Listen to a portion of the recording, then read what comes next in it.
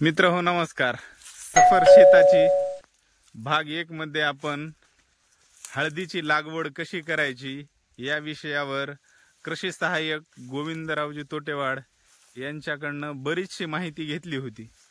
हळदीची लागवड कशी करायची, हळदीची फवारणी कशी करायची, हळदीवर कोणकोणत्या खतांचा वापर करायचा। त्यानंतर आज सफर शेताची मध्ये आपण तूर याविषयी काही माहिती कृषी सहाय्यक गोविंद तोटेवाड यांच्याकडून घेणार आहोत। त्यामध्ये तुरीची लागवड, तुरीवर पडणारा रोग, कीटकनाशकांचे व्यवस्थापन याविषयी माहिती त्यांना विचारूया आणि शेतकऱ्यांना तूर या पिकाचा कसा फायदा होतो या सर्व माहिती आपण त्यांच्याकडून विचारून घेऊया आणि अतिशय उपयुक्त असं मार्गदर्शन शेतकऱ्याला होईल हे पाहूया। तोटेवाड साहेब, तर आजचा विषय आहे आपला तुरीविषयी आणि तुरीची लागवड कशी करायची याविषयी व तुरीवर पडणाऱ्या रोगाविषयी, कीटकांचं व्यवस्थापन कसं करायचं या सर्व विषयी आपण उपयुक्त अशी माहिती, शेतकऱ्यांना उपयुक्त होईल अशी माहिती द्यावी ही विनंती करतो। बोला आता आपण। नमस्कार सर्व शेतकरी मित्रांना नमस्कार। आज आपण या व्हिडिओमध्ये तूर या पिकाबद्दल सविस्तर असं मार्गदर्शन यामध्ये आपण तुम्हाला सांगणार आहात। यामध्ये आपल्या परिसरामध्ये, आपल्या नांदेड जिल्ह्यामधील खरीप हंगामामधील तूर एक शेतकऱ्याचं मुख्य पीक आहे। यामध्ये सुरुवातीला ज्यावेळेस जून महिन्यामध्ये मृग नक्षत्रामध्ये पाऊस पडल्यानंतर 15 जूनच्या नंतर आपण आपल्या शेतामध्ये तूर या पिकाची लागवड करतो आणि यामध्ये मुख्यत्वे करून आपल्या तालुक्यामध्ये तूर या पिकाची आंतरपीक म्हणून जास्त प्रमाणामध्ये निवड केली जाते। यामध्ये तुरीची लागवड आपण सोयाबीन पिकामध्ये आंतरपीक म्हणून व कापूस या पिकामध्ये आंतरपीक म्हणून आपण करतो। सर, आता मला सांगा, तुरीची लागवड करत असताना तुरीचं बियाणं आपण कोणतं घ्यायचं यापासून आपण सुरुवात केली तर शेतकऱ्याच्या लक्षात येईल। यामध्ये सर्वात महत्त्वाचं म्हणजे तुरीच्या बियाण्याची निवड करायची।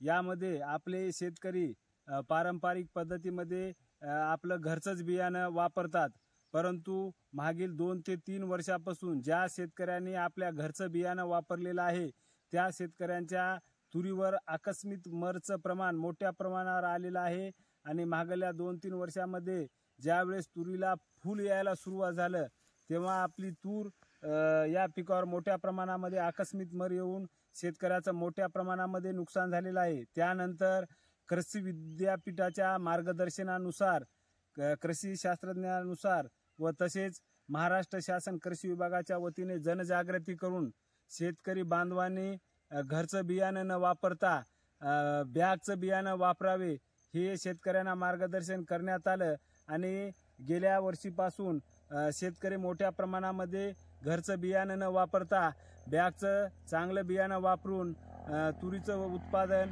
मोठ्या प्रमाणावर घेत आहेत आणि गेल्या वर्षीपासून आपल्या परिसरामध्ये तुरीवरील आकस्मिक मर हा कमी प्रमाणात कमी झालेला आहे।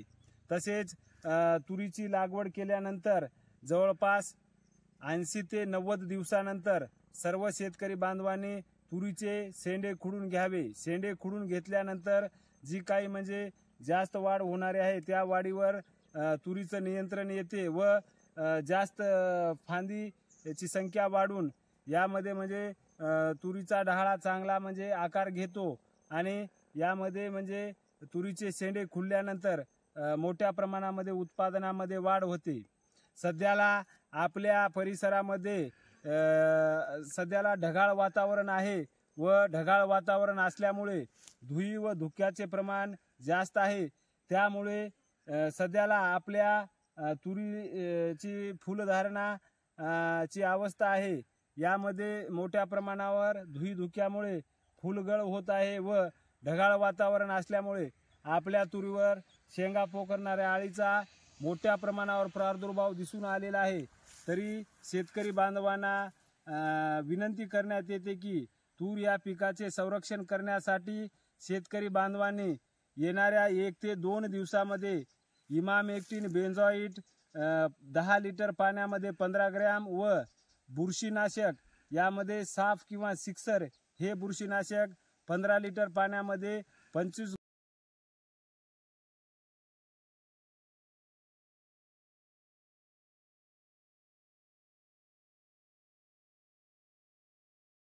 साहेब, आता दुसरा प्रश्न असा आहे की सध्या यावेळेस सोयाबीनचा भाव तर तुम्हाला माहित आहे 4,000च्या खाली आलेला आहे. तर मग तूर ज्या वेळेस आपल्या शेतकऱ्याच्या घरी येईल त्याच्यानंतर आता बाजार भाव कसा राहील आणि शेतकऱ्याला तूर म्हणजे कोणत्या बाजारात नेऊन विकावं लागेल, आपल्या नांदेड जिल्ह्यातल्या शेतकऱ्याला याविषयी थोडी माहिती द्या तुम्ही. सध्याला गेल्या वर्षी देखील तूर या पिकाला बाजारपेठ चांगली मिळालेली आहे आणि मार्केटमध्ये भाव देखील तूर या पिकाला शेतकऱ्याला अपेक्षेपेक्षा चांगला मिळालेला आहे. गेल्या वर्षी तुरीचे भाव हे जवळपास 10-11 हजार रुपये क्विंटल पर्यंत गेलेले आहेत आणि यावर्षी देखील बऱ्याच परिसरामध्ये पावसाचे प्रमाण अतिवृष्टी जास्त झाल्यामुळे तुरीची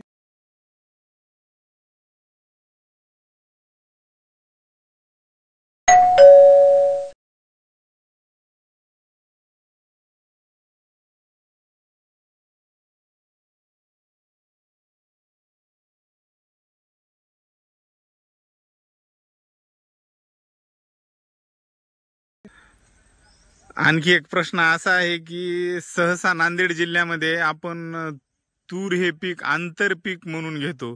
तर या तूर या पिकाला जर आपण मुख्य पीक म्हणून याचा वापर करू लागलो तर चालेल का शेतकऱ्याला? हा, यामध्ये कसं आहे माहित आहे का, तूर या पिकाची चांगली वाढ होण्यासाठी आपल्याला सोयाबीन आणि कापूस या मुख्य पिकामध्ये आंतरपीक म्हणूनच घेतलं तर आपल्याला तुरीची जे वाढ आहे चांगली होते आणि जे जास्त करून तूर या पिकाला 2 ओळीमध्ये जास्त अंतर राहून हवा खेळती राहणं हे अत्यंत आवश्यकता आहे.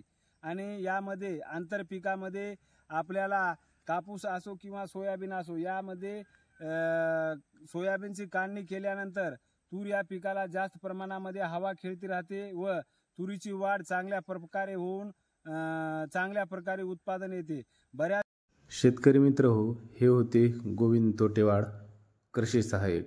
यांच्याकडून कृषीविषयक नवीन माहिती आपण अशीच घेत राहूया. हा जर व्हिडिओ आपल्याला आवडला असेल तर व्हिडिओला लाईक करा आणि असेच नवनवीन कृषीविषयक व्हिडिओ पाहण्यासाठी चॅनलला सबस्क्राईब करा. धन्यवाद.